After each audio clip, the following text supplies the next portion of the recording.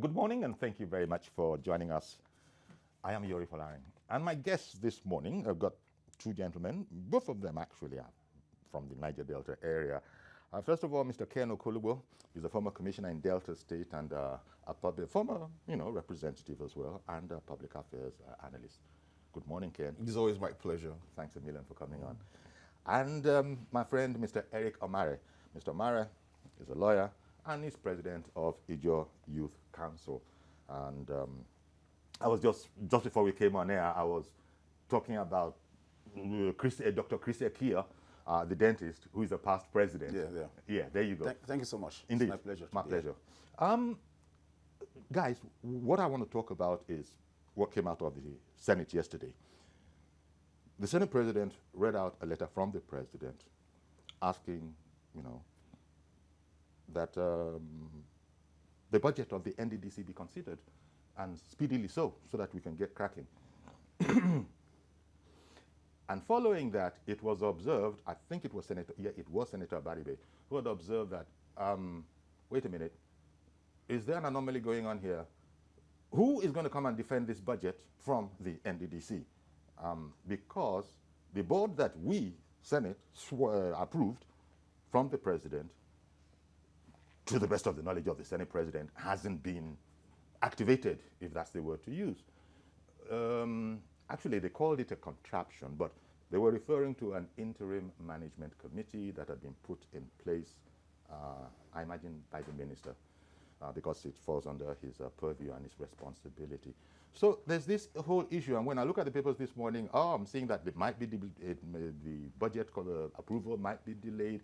We can understand where all of that is coming from. If one, there is nobody to come because there is no board to come and defend it, or if the Senate refuses to accept representation from, I think they refer to it as any illegal contraption. So let me just start off with you. That's the story. I think a lot of people know it already. Eric, what do you think is the problem? Because it seems like a no-brainer. There is a board. It has been approved. Why hasn't it been sworn in? What is your conjecture? Yes, in the first place, we are confronted with a situation that is unprecedented. Unprecedented in that in the history of Nigeria, we have not had a case where a board is duly and in line with the legal requirements nominated by the president, approved speedily by the National Assembly, the Senate in this case, and in the case of the NDDC, it's a special legislation in that it provides that the confirmation shall be done by the Senate in consultation with the House of Representatives. That's a special legislation because it's not found in other laws. And the National Assembly has done what they are supposed to do. But we are confronted with a situation whereby there is undue delay, undue and not justified delay by the executive to inaugurate the board that has been confirmed on the basis that the federal government want to carry out a forensic audit, and as a result, a contraption in the words of the Senate, and I agree with them, the called Interim Management Committee should supervise that forensic audit. Our position is that there is no basis for it, both in law and in politics or in developmental sense, because when a substantive board has been confirmed by the Senate, automatically from that moment, the executive is under a legal duty to inaugurate the substantive board. That's number one. Then secondly, there is no provision for an interim management committee under the NDDC Act.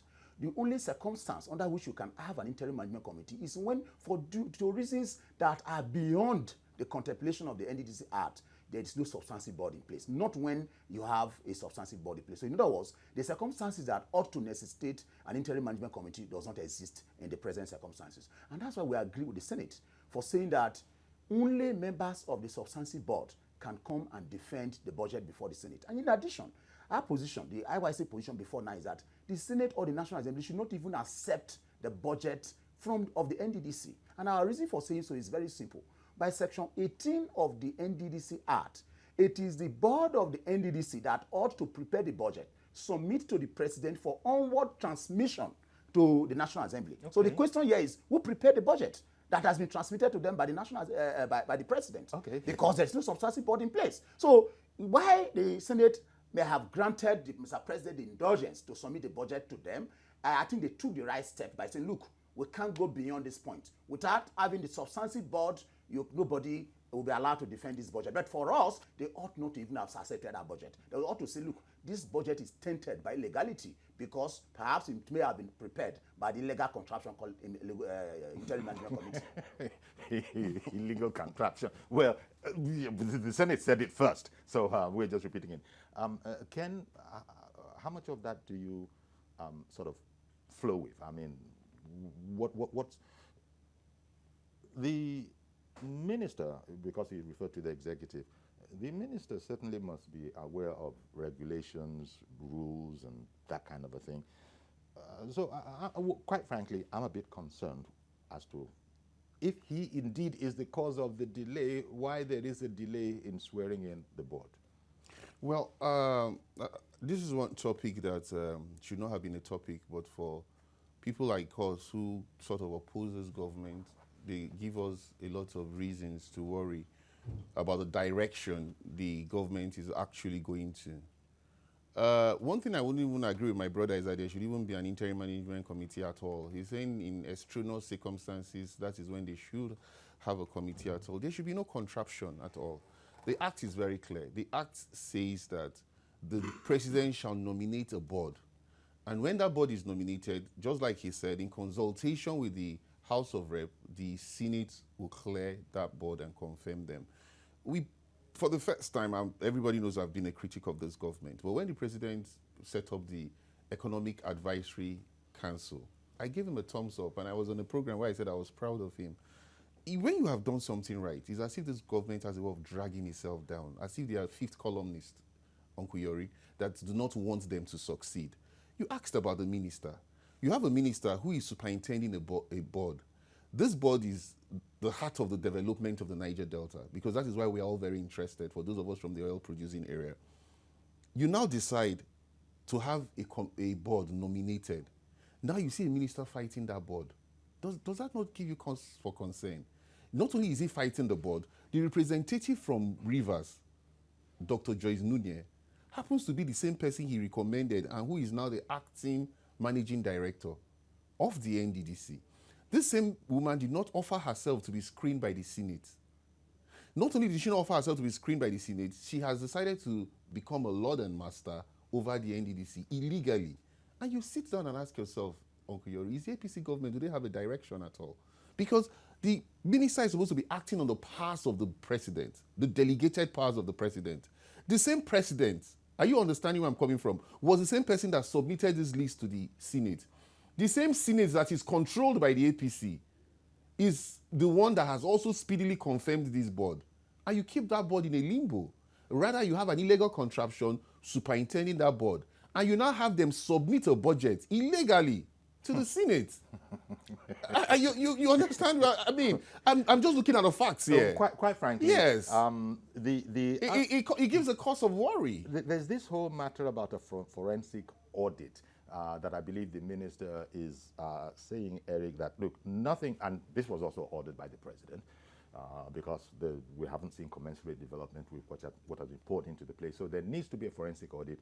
Now, I don't think anybody's against that, but I'm not quite sure how it works pending when we can get an official word beyond what I've just said, which is that the forensic audit seems to be foremost. I just have no clue before we can actually get to talk to the authorities. And we have tried, as a matter of fact, but you know, when we're successful, you will know it because they will come here. So in other words, we've not been successful getting direct word from the ministry, for instance. What's going on? Why is this legal body, you can't be stronger than having been appointed by the president, approved by the National Assembly. You just don't have any stronger background. Yet it is languishing. Now, the other thing that might be a concern is whether there will be conflicts of interest, and I have read that none of the people appointed by the president would have a conflict of interest issue because they hadn't actually served before in the NDDC. So I'm at a loss personally. Maybe people will call in and give us suggestions from their perspective before we actually come to the fact. But it is something of a mystery that why is what seems to have been duly established is not allowed to function. Yeah, first on the issue of forensic audits, I think that it's one of those good ideas in Nigeria that is usually hijacked by some persons within the system.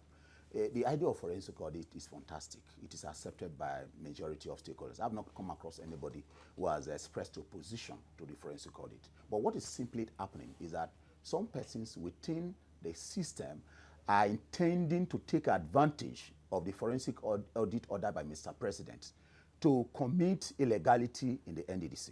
The reason we are saying so is very simple. The defense by the proponents of the Interim Management Committee is that the Interim Management Committee is set up to provide the ambience, the conducive environment to carry out forensic audit. And we ask, what is the ambience that an Interim Management Committee will provide that the substantive board will not provide? Taking into account the fact that the forensic audit covers the period from the year 2000, when the NDDC first board was established or inaugurated, to the last Interim Management Committee headed by Professor Bram Brayafa. And from the records, from all the members of the Management Committee nominated, Chief Bernard Okumagba, Maxwell Oko, and the EDP from Akpabio State, and all the members of the board, we have never served at any time in the NDDC before. So if at all you want any organization to provide, or any board to provide the ambience, it is those people. Especially somebody like Bernard Okumagba was a former Commissioner for Economic Planning in Delta, former Commissioner for Finance, and a proven chartered accountant. If a chartered accountant cannot provide the ambience for you to carry out forensic audit, then what will do? And then most importantly, on the issue of conflict of interest, our position is that the minister who set up the Interim Management Committee is an interested party in the forensic audit that is about to be carried out. And the reason why we say so is this. The minister, as you are aware, was the governor of Akpabio State from the year 2007 to 2015. And within that period, he nominated an executive director of project from Akpabio State. He also nominated a managing director, a substantive managing director, Dan Abia, from Akpabio State. The last substantive managing director of the NDDC is Sema Nkiri, his close political associate. And he also nominated state reps of the NDDC. And the tenure of these persons will be audited by the forensic team. So how can you, that is an interested party, superintend over that forensic audit? So that's why I say, look, the only person that can supervise the forensic audit is Mr. President, and not the minister who is an interested party. Temi is calling in from Warri. Good morning. Hello, good morning. Good morning. Is Temi, right? Good morning. Yes, sir. Good morning, Uncle Yori. Good morning, sir. Please go ahead. Please, I have questions for your guests. Let's hear them. Temi. What I'm going to ask your guests is that, are they proud to be, a representative from the Niger Delta area? If we all agree that there will be need for a forensic audit, I want them to tell the whole world the method at which they want that forensic audit to be carried out. Temi, could I ask Yes, a question? sir. Could I ask a question? You can see what our caption is. Why is there still an interim management board? You know the news. You heard the comments of the Senate President. Do you have any ideas in that direction before we can actually get hold of the ministry, which is being quite reticent? I actually have called as much as possible. No luck. But Yes, do you have any notion as to what's going on? Yes, sir. I understand you very correctly.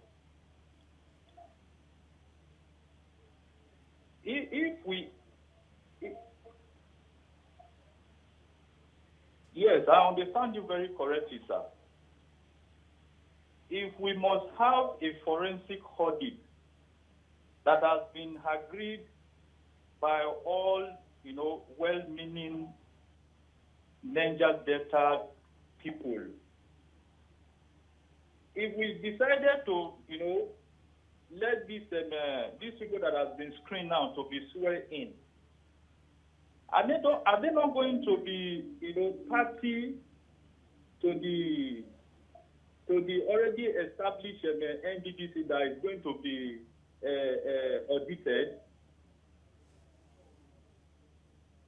So I think there is need for an independent body to head that forensic audit.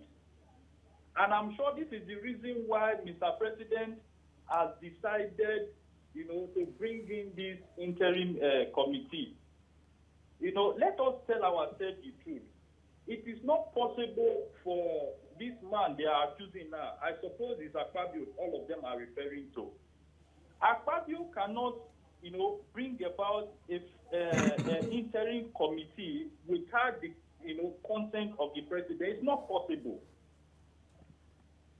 But you are aware that the president actually sent his nominees for the board of NDDC to the National Assembly and has got their approval. Yes, he did. And when he sent them, he asked the National Assembly to screen them. All right, Timmy. Thank you very much for calling in. I think there's too much of a delay. Timmy seems to be more interested in the forensic audit aspect. But what I am trying to get to the bottom of is Ken really took his time, and he just went all over the place when it came to that, and it's entirely his prerogative. He's saying things along the lines that he was saying, but it is a bit confusing. The Interim Management Committee is there. Now, the president is aware of what's going on. He sent his nominees in. He got approval for those nominees, and Mr. Senate President was saying yesterday that what they had expected, or the next logical step, was to swear them in. Move forward to be sworn in, and let's get cracking. It is still... No, but I think what's happening here, just like he said, the forensic thing is being used as a tool for blackmail. Tool for blackmail in the sense that we all support. I, for one, I served in an interventionist agency. And I'll tell you that, without being immodest, I know what I did achieve because of the budget that was limited to my area. Mm-hmm. In the NDDC, which is bigger, I haven't seen that much. And I will tell you the truth is, Mr. President is very right when he said he needed a forensic audit to move the NDDC forward. But what even amazes me is when the minister comes and says he's setting up 9 audit firms from each of the 9 states, then have one for the central commission, meaning 10 audit firms to audit the finance of the NDDC from inception. He gives the impression that the NDDC is not even one body. As if it is operating in each state on an individual basis. We all know that each state have their allocations, yes, in terms of quantum of production. But it is one body. That is why you have a board. That's why you have a commission. So all you need is one audit firm. I wouldn't be surprised under being supervised by the presidency. Yes. Carry out this forensic audit. Look, that is why the act says the NDDC shall be supervised by the president. Mm-hmm. The president has only delegated his powers to the Minister of Niger Delta, who is sort of even more interested in the NDDC than in the East-West Road and in the other purviews that he's supposed to have under his ministry. Because you make the good point that there is more than the NDDC under his supervision. Yes. And so there's this undue pressure, this undue influence that he like his own words, he says the NDDC is a cash cow. So it therefore shows that because the NDDC is a cash cow, the interest is there to continue to milk it. That's just one interpretation. Yes. Wait, why do I take this? Wait a minute. That's just one interpretation, and it happens to be your interpretation. The alternative would have been, because it's a cash cow, we can't be too careful. Yes. We cannot be too careful. That's yet another interpretation. But why is the interim committee sitting to overlord itself? Is it not going to be a conduit pipe? Why do I say this? How are they being funded now? What monies are they spending? Who is appropriating those funds? We all know that you cannot spend money without the appropriation of the National Assembly. We have all agreed here that there is no law in the NDDC Act that supports the Interim Management Committee. There is no law supporting it. I am from Delta State, for example. We crave that the nominee from Delta State should have been from Undokwa, where I come from. We have never had a nomination. And luckily, the MD nominee happens to be from Delta State, but we still have a nominee that is supposed to be our responsibility. I'm not happy that the person is not from Undokwa, because we have never had, and we are oil producing to the extent that we have over 7 or 8 oil companies based in Undokwa region. But we are not complaining, because at this point in time, the president has a prerogative to make his nomination. You can't take his powers away from him. Okay. Those are his powers. now, And he has satisfied that powers by making a nomination across the 9 states, which have been approved by the Senate. Exactly. But when you were criticizing that the minister, Akpabio, insisted on setting up audit firms drawn from 9 audit firms. He says he's going to set up 9 audit firms. Because then 1 for the central. Well, 10. How about the principle of total representation before that one becomes a wahala later on? That we were not represented in that your audio committee, audit committee, and it's because there was going to be some wuru-wuru. I don't know. What if you have a reputable audit firm like Atto Anderson, like KPMG, like PwC? Maybe you can't have too many auditors, unless you've got something to hide. Well, good morning, Mr. George. Good morning, Uncle Yori. Thank you for calling in. Greetings to Ken and the other gentleman. Okay, Mr. Eddie Komare. Yes. Uncle Yori, I think the minority leader in the Senate is right. Because I watched the proceedings and his point was very, very right.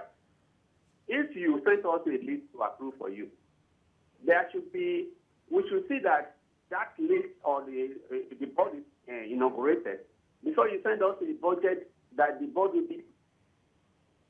There is an interim committee in place where are the board members that the Senate approved.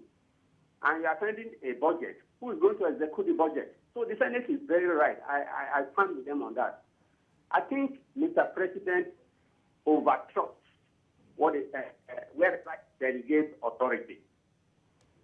I am a supporter, but I think he has made a mistake on this one. By removing Professor Kayamu from that ministry and leaving Akpabio there, the reverse should have been the case. Festus as somebody who has no stake there in terms of the past activities. He's the only one that should have been able to resolve this issue, not a party that has been in the system. That's a very strong point. The audit that they are talking about, Akpabio has some questions to answer about that audit. And if he is the minister, how do you expect that he will be able to allow justice to reign there? That is why this confusion is coming. I want to ask Ken, is it compulsory that the Minister of Niger Delta or the MD of NDDC must come from the Niger Delta region? Okay, thank you very much, Mr. George. Well, of course it's compulsory. He was not from one of the 9 states. But you see, we are all selfish here. No doubt. George has a point here. Yeah. I want you to come from my state, certainly. No matter what the law says, if he comes from my state, I'm happy he comes from my state. Why are we saying this? It's because of the situation we actually find ourselves where one region develops more than the other. That's why we're all fighting to have an MD, to have a representative from our region. I'm not in APC, for example, but I am from the oil producing area. And I'm fighting that Ndokwa man should come from Delta. Why am I fighting? Because I want Ndokwa to be developed. That is, you see, it's selfish. That's what we produce oil, but that's what we do. Yeah. That's the truth. Yes. I think that there is need for me to provide some clarification with respect to the call from the guy from Warri. Okay. You see, there is this impression by some people that having a substantive board and having forensic audit contradicts each other. It's not so. The NDDC forensic audit is not the first in the history of Nigeria.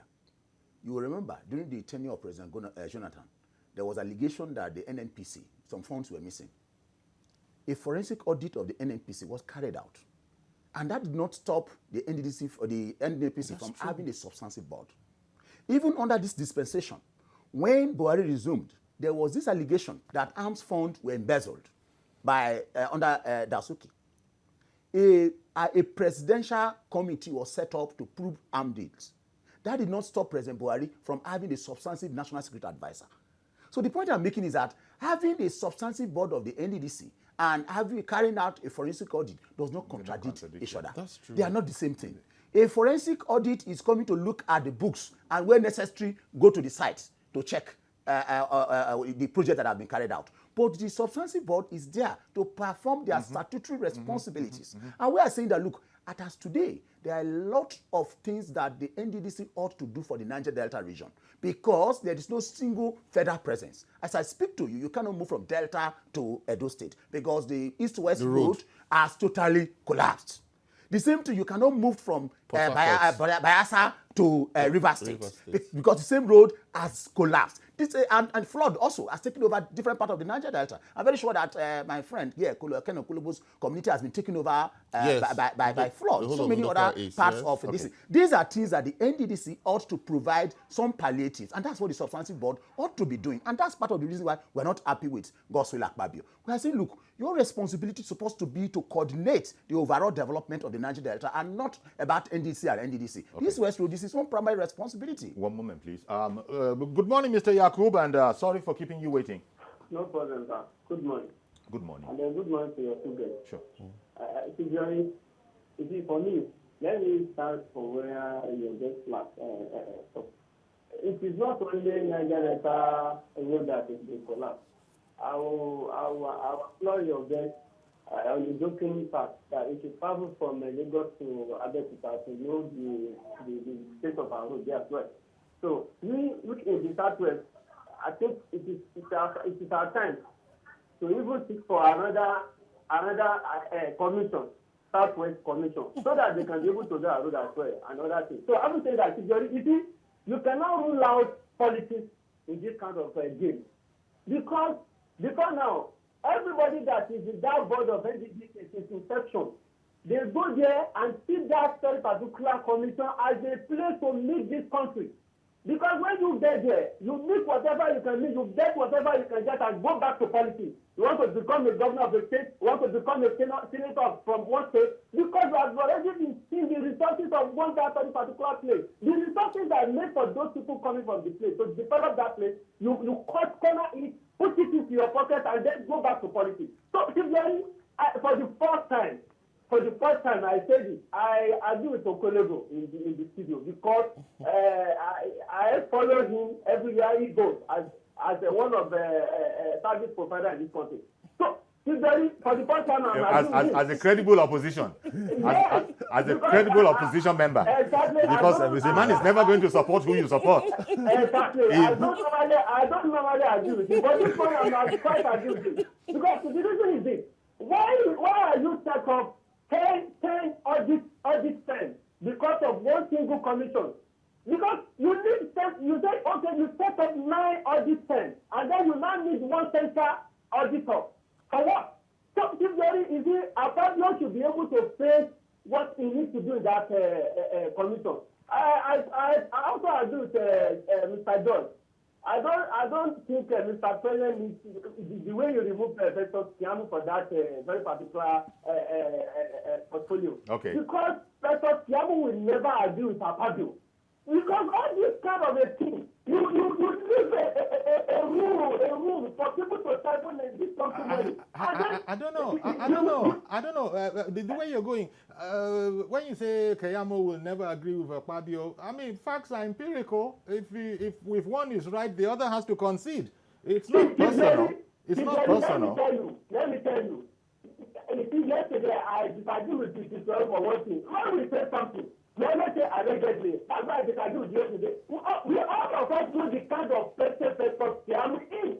So, the way it is now, this Akpabio should be able to follow what law says.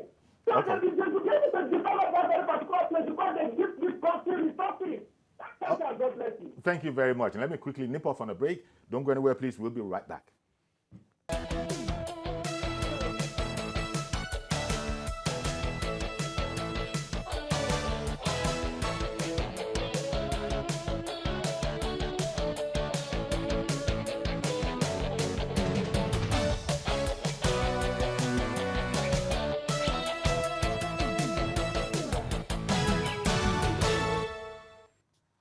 Okay, welcome back, and still with Mr. Ken Okolobo and Mr. Eric Omare, and we're looking at Niger Delta, but in particular NDDC and its management.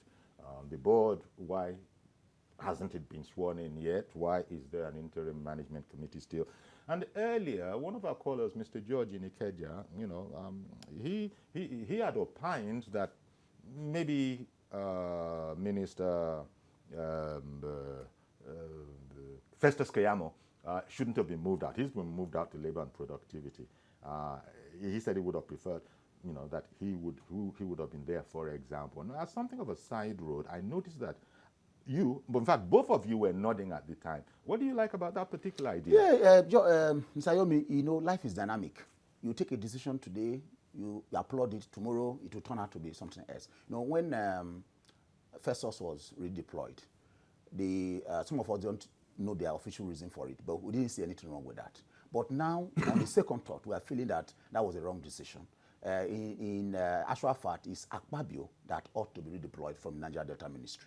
And I have made that call before now that Akpabio should be sacked as Minister of Niger Delta because he has turned the office of the Minister of Niger Delta to Minister of NDDC because of his vested interest in the NDDC. And from records, on the other hand... You know, the problem with vested interest is that you don't have any proof for that. No, we have given the instances. We have said that this man nominated people, his political allies who are under proof. But saying it is not the same as proof. As I mean, thank God, that you're is the why lawyer. you have a forensic audit. You are the lawyer. No, that's the reason why you have a forensic audit. There is a forensic audit because Hall had not been well with the NDDC. And we are saying that part of the people that have managed the NDDC over the years that is about to be audited are people nominated by Akpabio. But I haven't said that. I feel that in the circumstances, if it was possible to make that decision again, Festus should come back to the Nigeria Ministry and let Akpabio be redeployed, even if it's to special duty or wherever they want to redeploy him to, so that we can have a forensic audit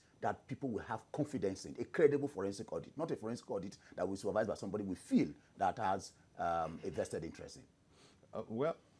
First of all, a lot of the things you said, I would have taken it for granted that the presidency would also be aware of all of these things if there was substance to them. And with the, I don't know, but with the kind of the character everybody seems to ascribe to Mr. President, he can't have known any of this and still continue on that particular path. So that gives me pause that how accurate are speculations going on out there. You had said that it looks as if there's some, in fact, you went as far as saying that, does APC even have any direction or something like that? That's what I said. So, you know, it seems that way. There's no synergy. It's It like a seems government that way. of dog eats dog, in the sense that there's power play. There's this power block and there's this power block. Because why do I say this? No, what the point I was making is that okay. all the things that you were saying would have been known to, whether it is intelligent. We invite organs, agencies to investigate whoever we want to send to these. You can't get to the Senate and then stuff be found out. Remember that the probe on the You would have known until you drop him. The probe on the issue of arms, for example, that was carried out. There was a man that was dropped from the arms committee. The Air Force man, if you remember, was dropped from the arms committee because of his vested interest. And so that was why he was dropped from that presidential committee. Okay. And because they said, they also accused him of having an undue relationship with Magu, if you remember very well. What am I saying here? I'm saying that if there was a sense of direction, the minister, I would not even demonize him here, has been one they call an uncommon governor, who did very well when he was a governor. He's undermining the Senate, an institution he has served. As he's a distinguished senator, and you cannot take that away. He served he was in that hallowed chambers for 4 years. There's more. And so why is he undermining even a place where he's coming from? He can't even be screened by the Senate. He would always take a bow. I wouldn't use the word. Do you understand where I'm coming from here? I do. So I do. I don't understand why he's even having this power play with the institution he's just coming from. So there's more to it that meets the eye. Which is what I think. But Godwin in Luth, Lagos University Teaching Hospital. Good morning, sir. Good morning, Akpabio. Good morning, sir. Thank you for calling in. Thank you for the wonderful program. Very kind of you. I am particularly worried that the people before you are actually not public affairs analysts. Can you hear me? Well, why don't you just add your own, 2 bits? No. What I'm saying is that, you see, when we want to have a proper discussion, we have to bring people who are not biased, who are neutral, who are not party to the matter. Okay. A man there called Ken Okolubo, he calls himself a public affairs analyst, but he is not. He's actually a PDP man, and even the man that is on the right. He's a proud PDP man. It has never been I've hidden. never hidden it. Listen, please. Can I make my contribution? We have been talking. Please. The wrong set of people you have brought there. Yeah, okay. You've made that point, Godwin. You've made that point. But could you make a fresh point? Help us out if you have anything to contribute to this subject matter. I am saying that forensic audit must go on, and the president and his minister working together must ensure that it is forensic audit. The NDDC board has been there from inception, and yet we have not seen anything. You cannot continue to do one thing, the same thing, and expect a different result. Ken Okolubu has never seen anything right since he has lost that completely in PDP, lost that completely in the Niger Delta. You are not a public affairs analyst, Okolubu. Wait, don't make it personal. Don't make it personal against Ken simply because he's not of the same persuasion with you. You know, it's not fair. That's not fair. But I hear you for everything else, sir. I hear everything else that you're saying. I think what you are saying is that the status quo is fine by you.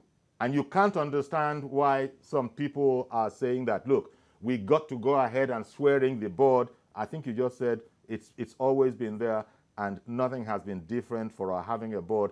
Therefore, I'm guessing that you are meaning that the Interim Management Committee is just fine for now. I hope I interpreted you right, because that seemed to be what I could get from what you're saying. There's no need for you to defend yourself because you've never hidden. I wonder why he's taking it personal. Well, I am a very proud member of the People's Democratic Party. Yeah. And I always have been one person that whenever the PDP goes wrong, I say it as it is. And I've never been suspended by my party. Yeah. Yet he might think that, okay, tomorrow I served in an interventionist in an agency. And that has not stopped me from going back to my business. That has not stopped me from relating with my government. But when you see things that are wrong, you say it as it is, no matter who's us is God. That's the position I've always had. That much that much we know you for. Yes. Mazi Okorafor in Arochukwu. Good morning, sir. Good morning, sir. Good morning, President and other colleagues. Good morning, gentlemen. Good morning. Honestly speaking, sir, I don't know why we Nigerians we are good in complaining without giving out solutions. Now, the NDDC, their management, they have said over their welcome. Now, let me give you two instances where I said they have overstayed their welcome. Come to Futo, Federal University of Technology, Owerri. NDDC, they did hostels there for the students. And in a room, it's meant for 2 students. What do we see there today? 4 double bunks, each. All double bunks, 2 people. That's for that wholesale paid by NDDC, which the students themselves are supposed to enjoy. 2 people, and they are not count the number of 4 double bunks in this matter. How is that what they're supposed to do? Now you ask us, where is the money you're supposed to use to do all those other things? So that each student will sit 2 in a room, but they are not doing that. But go there and when you finish, send your reporter to go to see that double bunk inside that place. Now you come to Aruchuku. Go to Amufe. They did they sold out boreholes. Now the borehole is in one side of the road, the other side is divided by the road. Then the people in the other side, they don't have water. Now up to today, complain, people now who can afford borehole, they will go and build their own boreholes, and the people still go to the stream. At this age, this computer era, people are still going to this river to fetch water because the road divided the environment. And the authorities said that you cannot pass any pipe from one angle to another side because of the road, because you destroy the road. Now tell me, in a country like ours, the government has come to let there be. What is wrong with interim government? Interim management, for how long will they stay? Is there anything wrong for them to go that dig out and this and find out if you have collected a particular money for a particular project, go and execute it properly and come back and say, yes, see your documents here and this and finished. So you're not for the station that you squander the money, project you have not done, and the community you are supposed to benefit are suffering. And that is why I'm insisting. Any project they want to give to any community, the traditional ruler must be there, The regional must be there, the unit must be there before they sign any contract. Because all these our Abuja, the headquarters contracts, they should stop it. Thank you very much. Have a blessed day in Lagos. Thank you very much, Mazi Okorafor. He said we like to complain. He said we complain too much. Yes. Well, I suppose it's because people feel close to the matter and feel that they will be affected by the matter, and so they're voicing it out. But it's still, it's still, our caption is there. Why do we, as the point is asking, how interim is interim?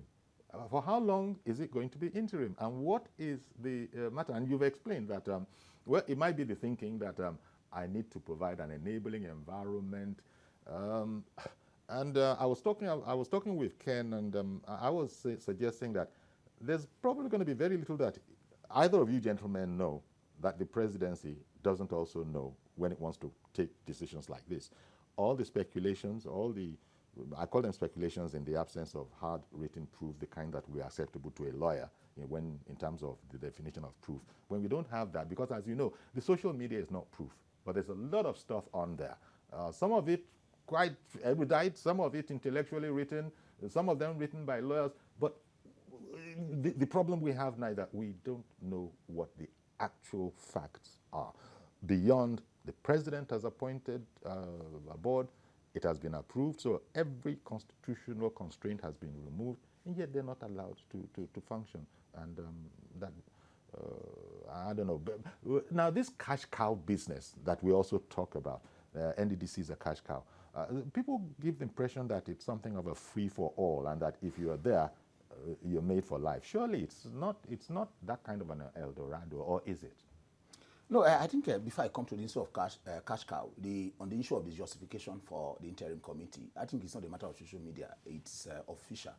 While inaugurating the interim management committee, the Minister of Niger Delta said expressly that the interim management committee is to provide a conducive environment for the forensic audit to be done, and that the substantive board that has been cleared or confirmed by the Senate will be in abeyance until that audit is completed. So it means that even if the forensic audit is carried out for the next 3 years, the interim management committee would that kind of a scheme proposal have the blessing of the president? No, you see, the point we must get clear is this. You see, the president of the Federal Republic of Nigeria is a human being. That's number one. Secondly, the office of the president is a creature of law.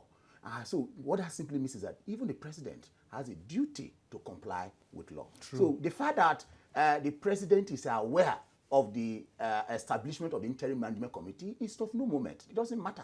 When it comes to law, law is a respect of nobody. Okay. So the point we're making is that whether the president is aware of the interim management committee or not does not matter. It is illegal, it is illegal. So okay. Be it.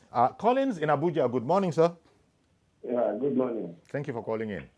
You really, put me on hold for a very long time.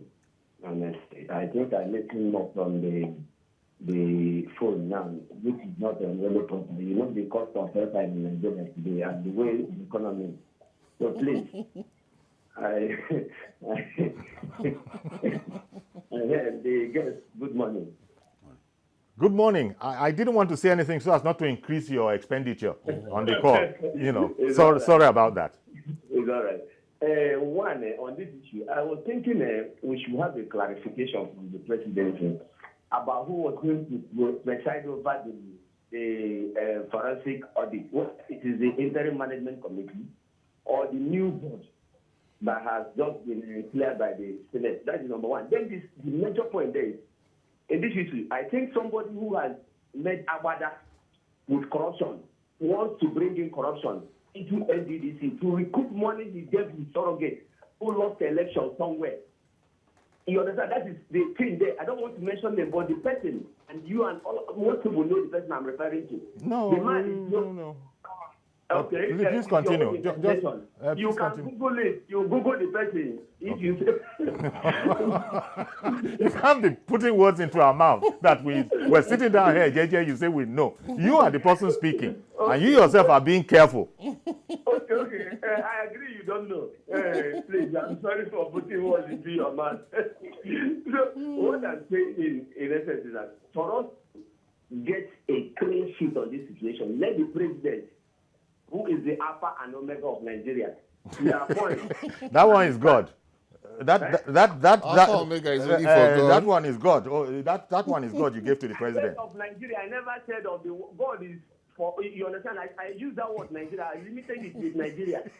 Okay, Because no problem. Don't worry, no problem. Over Nigeria. Okay. That is what I meant. All right. He should be able to, give a guideline to his directive.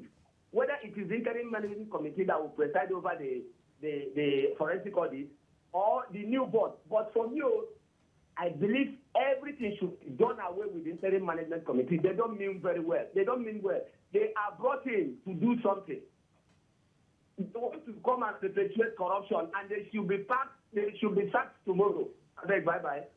Okay, but I can see he has a lot of credit too. He complained about credit, but when he started talking, he didn't complain about credit anymore. No, but the point he made is it's very apt. It's the truth about it is, why did we not even have a timeline? If we even accept, which is, I'm not conceding. I have said it is a contraption, it is illegal. But conceding without accepting without conceding that the interim management committee is right. Why didn't you give it a timeline? Why is it in abeyance? The truth about it is, the minister has to retrace his step. This has made him very unpopular among Nigerians. Is the interim management committee in abeyance? He didn't give them a timeline. And interestingly, he inaugurated them as at the same time, the names of the board members were sent to the Senate. The names had been released officially, remember? But when the names were sent to the Senate, it was the same day he inaugurated them. So it makes sense what this last caller is saying, that why they hurry? Why this interim management committee? It's as if like they have been sent on a mission. Okay. Mr. Maduka in the UK, good morning, sir. Good morning, Chief. Yeah. Good morning. Yeah. I have to be a little bit fast. I'm listening to the discussion so far. Okay. What do you think? think? One thing I want to ask is, do we all understand the workings of government? Help us out there. Except we have former commissioners here. NDDC is supposed to be a parastatal of government. It's not a ministry of this sort. And every parastatal in Nigeria is actively supervised by a ministry, which I think in this case, NDDC is supposed to be a parastatal under Ministry of Niger Delta. Sure. Each ministry is like the president. In each ministry, every minister represents the president. It's just like the ambassador we have here is the president of Nigeria that we are seeing. That's why everything he says is like the government is up. If that is so, simple logic to tell everybody that President Buhari will not tell anybody that he does not know what Akpabio is doing. Because Akpabio is supposed to be acting on his behalf. Therefore, if NDDC is a parastatal under the Ministry of Health, for goodness sake, why would somebody begin to quarrel with this ministry that is supposed to supervise the parastatal doing his job? I agree that it's odd that should be allowed to operate. I agree with the other contributor there who is saying that the mistake Akpabio is making in this case is stopping the operators of the board, which has been inaugurated. I think this board work while Akpabio is doing whatever search and audit that he wants to do. I work in Federal Audit Department of Nigeria. The problem we have in Nigeria is audit procedures do not happen in government establishments and government activities as regular as we should. And this is why a lot of things happen. If we are doing the audit when due, annual audit, annual, we will be able to report some of the stupid things our national leaders do every now and then that is pulling Nigeria down. I think we should be more concerned with who are members of the board I'm hearing that there are 9 auditors. I don't think it's necessary to have 9. Not of them is doing this just. They are going to Nigeria and Nigeria Delta Ministry. Okay. Okay, So Mr. Maduka, I think you've helped us greatly. Thank you very much. You've helped us greatly with your contribution. Well, he did say earlier that he himself is of that field. He's an auditor, and if we had been doing our work properly in any case, it wouldn't have gotten to this level where we now need forensic auditors and the very name. No, I think that is absolutely correct. And that is part of the reason why we are now insisting on due compliance with law. Under the NDDC Act, the board is expected to submit an audit report of the NDDC in every 6 months to Mr. President. Now, what it simply means, just like you have said, is that if the successive boards were doing that, there would have been need for a forensic audit. And now, why has it not been done? And that leads us to the issue of NDDC being used as a cash cow. Okay. The NDDC being used as a cash cow is not the fault of the ordinary man in the Niger Delta, but is a fault of successive government, from Obasanjo to Yaradua to Goodluck, and of course the incumbent government, because the responsibility to supervise the NDDC under the NDDC Act is given to the presidency. Yes. Up to recently, where it said the Ministry of Niger, whether it's the Ministry of Niger Delta or not. But what is important is that under the NDDC Act, there is a body given the responsibility to supervise the NDDC, and that is the presidency. So the question is, has the presidency been doing that job effectively the way it ought to have been done from the year 2001 to date? The answer is capital no, because the NDDC over the years has been used as a platform to patronize political loyalists in the Niger Delta and other parts of the country. Kingsley in Abuja, good morning, sir. Yeah, good morning. Thank you for calling in. Go ahead, please. Thank you. I actually want to contribute to the topic. Sure. Go ahead, please. Morning. Go ahead, please. Okay. Okay, I just want to make a contribution with regards to the topic. Because this interim committee has been set up by the Minister of Niger Delta Affairs. Is actually alien to us, we from the Niger Delta. We have the executive submit names of nominees to the Senate to carry out screening and confirmation. These members of the nominee for the executive of the presidency have been screened and confirmed by the Senate. So we expect that these members who have been screened and confirmed be inaugurated so that they can take effect. Because members of this board who have not been constituted, none of them have held any position in NDDC from inception.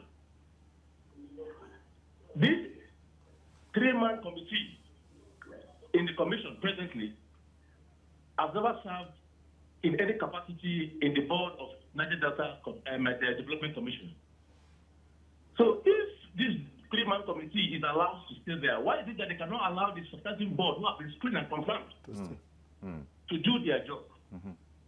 Okay, then. Thank you very much. Thank you very much, Kingsley. Appreciate your call. Because Kingsley is going over ground that we have already concluded. Exactly. But one thing I wanted, but it's good to hear from him. One thing I wanted to point out was that the last caller, the auditor, the one that called from the UK, Maduka in the UK. Maduka should also know that the NDDC is a commission that was set up as an act. With an act of the National Assembly. And they put that commission under the supervision of the presidency. So he's mistaken it with other parastatals. Well, it's not a parastatal, so to say. It's a commission that was given powers to be supervised by the presidency. Who is the presidency? The CNC. So if the CNC delegates those powers should not be abused. The minister is abusing those powers, as far as I'm concerned. And that's your final offer? Yes, that's my final offer. He should retrace his step. The minister should retrace his step and allow this board to be inaugurated. Okay. Yes. Any closing thoughts? Yeah, another dimension to it is very briefly. Yes, very, very briefly. Having an interim management committee when you have already confirmed and screened substantive board members is a recipe for instability, because the management, the board, point you make. the board has representatives from all the 9 states. But interim management committee only has members from 3 states. What it means is that 3 people or 3 states are presiding over the activities of the entire 9 states of the Niger Delta, and other people will be looking. So you don't expect there to be peace or stability in the region in this kind of situation. I think, and thank you very much, Eric Omare and Ken Okulubo. I suppose, you know, I can only end with just swiping the words of the Senate President yesterday that we hope that the executive will get in the act and untangle all of this so that things can proceed the way most right-thinking members of society think that things like this should continue. Because what's the purpose of having a board nominated, approved, and then put down in obedience? Thank you very much, gentlemen, for coming on and sharing your perspectives. And thank you, as always, at home for calling in with your calls as well, an invaluable part of our program. But that's our program today. Join us tomorrow for a fresh edition. I am Iyori Folani. Bye-bye for now.